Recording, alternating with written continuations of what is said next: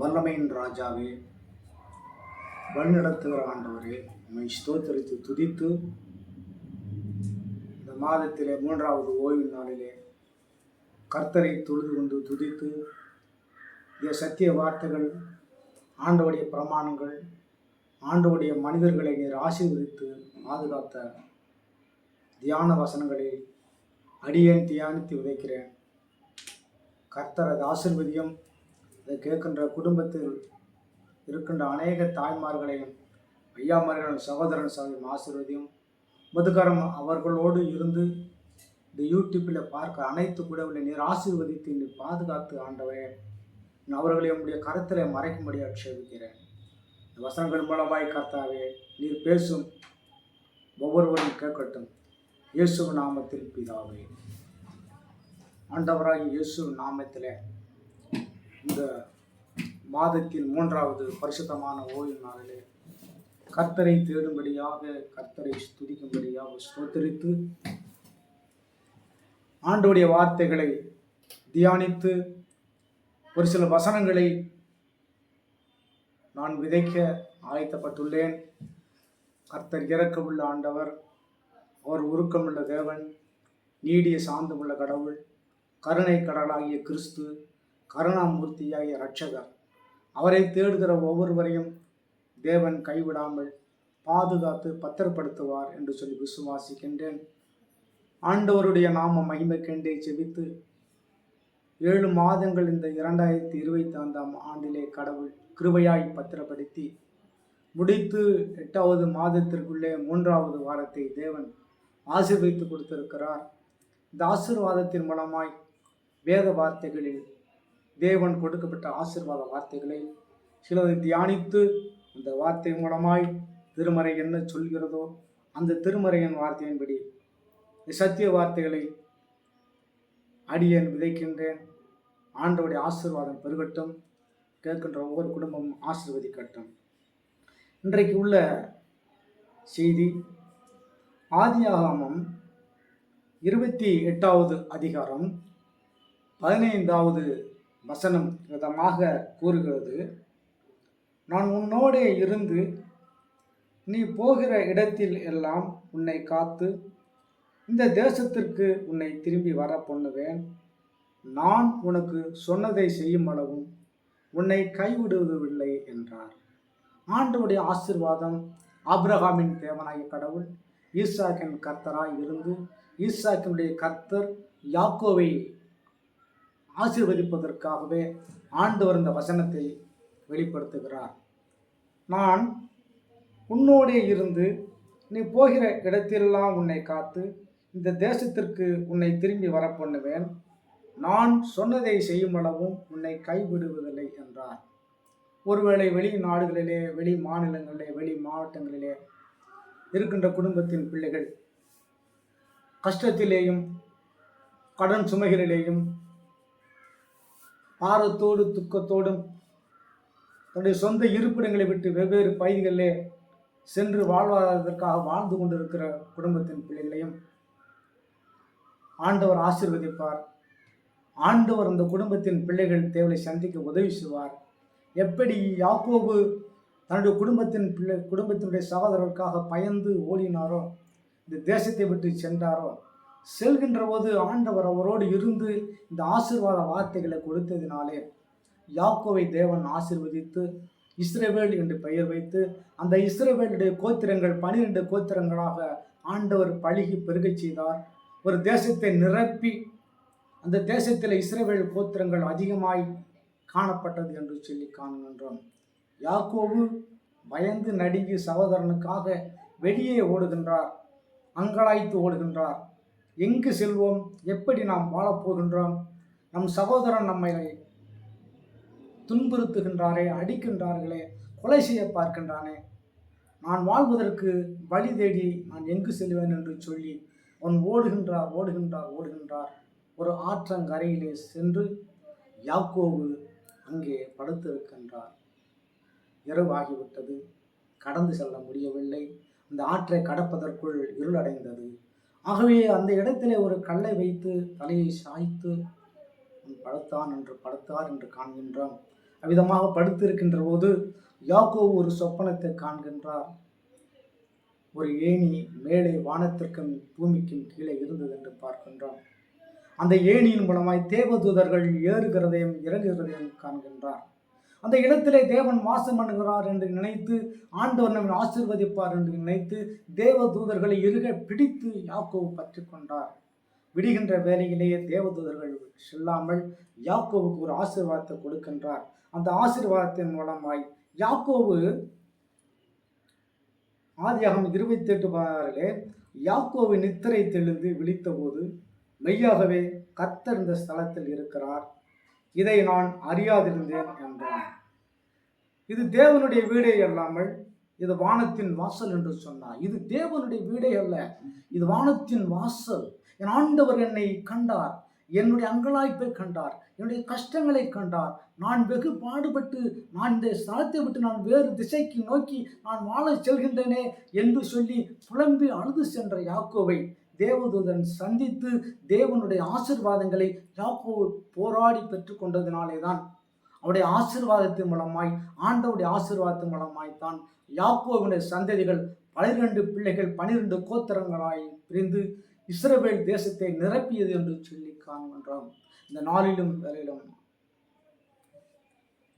இந்த சத்திய வார்த்தைகளை கேட்டுக்கொண்டிருக்கிற உங்களுக்கு ஆண்டவர் உங்களை ஆசீர்வதிப்பார், ஆண்டவர் உங்களை பாதுகாப்பார், ஆண்டவர் உங்களை பலப்படுத்தி சுகத்தையும் பலன் கொடுப்பார், ஜீவனம் கொடுக்கிற ஆண்டவராய் இருக்கின்றார். சங்கீதத்திலே எடுத்துக்கொண்டால் 136வது சங்கீதம் 23வது வசனத்தின் விதமாக வேதம் கூறுகிறது, நம்முடைய தாழ்வில் நம்மை நினைத்தவரை துதியுங்கள், அவர் கிருபை என்றும் உள்ளது. நம்முடைய தாழ்வில் நம்மை நினைத்தவரை துதியுங்கள், அவர் கிருபை என்றும் உள்ளது. நாம் ஒருவேளை தாழ்ந்து இருக்கலாம், கஷ்டத்தோடு பாரத்தோடு இருக்கலாம், ஆனால் வறுமையோடு வாடிக்கொண்டு இருக்கலாம், வியாதியிலே இருக்கலாம், பண போராட்டத்திலே இருக்கலாம், குடும்ப தேவைகளை சந்திப்பதற்கு எதிர்பார்த்து கொண்டு இருக்கலாம், உறவுகள் மூலமாக பிரிந்து இருக்கலாம். நம்முடைய தாழ்மையில இருந்து எப்பொழுது நாம் மீடேறப் போகிறோம், எப்படி நாம் வாழப்போகிறோம் என்று சொல்லி அங்கலாய்த்து கொண்டு இருக்கலாம். ஆனால் ஆண்டவர் கொடுக்கப்பட்ட ஆசீர்வாத வார்த்தை, நம்முடைய தாழ்வில் நம்மை நினைத்தவரை துதியுங்கள், அவர் கிருபை என்றும் உள்ளது. அவருடைய கிருபை என்றும் உள்ளது. பகலிலே பறக்கிற அம்புக்கும் மத்தியானத்தில் பாழாக்கும் கொள்ளை நோய்க்கும் இரவிலே நடமாடுகின்ற சங்கார தூதனுக்கும் கர்த்தர் ஒவ்வொரு நாளும் நம்மளை விலக்கி நம்முடைய குடும்பங்களை பாதுகாக்கிற ஆண்டவராய், நம்மளை பரிசுத்தப்படுத்துகிற ஆண்டவராய், அவருடைய கரத்தில் நாள்தோறும் மறைக்கிற ஆண்டவராய் இருக்கிறார். அவருடைய வசனத்தின் மூலமாய் நீங்களும் நானும் உயிரடைவோம் என்று சொல்லி விசுவாசிக்க வேண்டும். ஆண்டவருடைய வார்த்தைகள் விதமாக கூறுகிறது. யாக்கோவிலே 5:8 அதிகாரத்திலே, நீங்களும் நீடிய பொறுமையோடு இருந்து உங்கள் இருதயங்களை ஸ்திரப்படுத்துங்கள். நீங்களும் நீடிய பொறுமையோடு இருந்து உங்கள் இருதயங்களை ஸ்திரப்படுத்துங்கள், கர்த்தரின் வருகை சமீபமாய் இருக்கிறது. நம்முடைய இருதயங்களை ஸ்திரப்படுத்த வேண்டும். நம்முடைய இருதயத்தை ஆண்டவருக்கு நான் ஒப்பு கொடுக்க வேண்டும். ஆண்டவரை தீமை என்னை அணுகாதபடி என்னை காத்துக்கொள்ளும், அந்நீதியின் பாதையிலே நான் நடக்கவும் செவ்வையான வழிகள் என்னை நடத்தும். ஆண்டவரே, எங்கள் குடும்பங்களை போஷிக்க ஆண்டவர் அன்றன்று ஆகாரங்களை தாரும், எங்கள் குடும்பங்கள் வாழ்வாதார தேவைகளை ஆண்டவர் ஆசீர்வதியும் என்று சொல்லி ஆண்டவரிடத்திலே நீங்கள் நான் வேண்டுகின்ற போது, நீதிய பொறுமையோடு தேவ சமூகத்தில் காத்து கொண்டு இருக்கின்ற போது நம்முடைய இருதயங்களை நிச்சயமாக கர்த்தர் ஸ்திரப்படுத்துவார். இருதயமே மகா கேடுள்ளதும் கருக்குள்ளதும் என்று சொல்லி வேதம் சொல்வது. அந்த இருதயத்தில் நாம் தூய்மையாய் வைப்போம் என்று சொன்னால் நிச்சயமாக கெட்ட எண்ணங்கள் நம்ம உள்ளத்திலிருந்து வெளியே சென்றுவிடும். அந்த தூய்மை உள்ளம் இருக்கின்றவோ தேவன் வாசம் பண்ணுவார். நம்முடைய வேண்டுதல்களையும் நம்முடைய விண்ணப்பங்களையும் நம்முடைய அங்கீகரிப்பையும் நம்முடைய தேவைகளையும் தேவன் கொடுப்பார், ஆசீர்வதிப்பார். அவர் நம்மளோடு இருக்கிறார், நம்மளோடு இடைபடுகிறார்.